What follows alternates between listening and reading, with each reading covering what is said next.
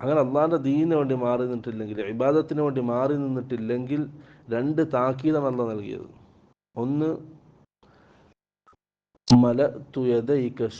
നിന്റെ രണ്ട് കരങ്ങളും ജോലി ഭാരം കൊണ്ട് ഞാൻ നിറക്കും.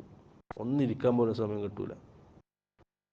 ഇങ്ങനെ നായിനോടിക്കുന്ന പോലെ അള്ളാഹു എന്ത് ചെയ്യും? ദുനിയാവിൻ്റെ പിറകെ ഓടിക്കും. ഓരോ കാര്യങ്ങളും പ്രശ്നങ്ങളും തന്നിട്ട് ഓടിക്കും, സമാധാനം തരൂല.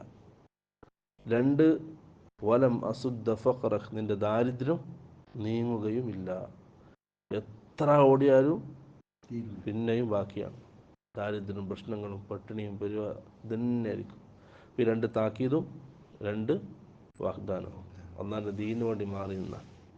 അപ്പം നമ്മൾ കുറച്ച് സമയം എന്ത് ചെയ്യണം? എപ്പോഴും ദീനിന് വേണ്ടി കൊടുക്കണം, അള്ളാഹ്ക്ക് വേണ്ടി കൊടുക്കണം എന്നാണ് ഈ രണ്ട് ഹദീസിൽ നിന്നും മനസ്സിലാകുന്നത്. റസൂൽ സല്ലല്ലാഹു അലൈഹി വസല്ലം തങ്ങളുടെ രാത്രി അധികവും അള്ളാഹ്